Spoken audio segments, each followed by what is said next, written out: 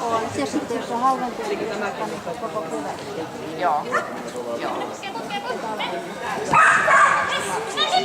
Sitten mä vähän meinaan, mä oon kerännyt rahaa jo syyskauteen, mutta jos mä jostakin saan lopuksi, niin vastaan koko kevään.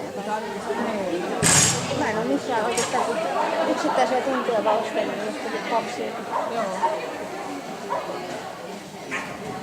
Sieltä maksaa jokin 5 €. Mitä mä lasketaan tuon revan, koska ne tulee 1200 € per tunti. Mutta ei se ole paljon.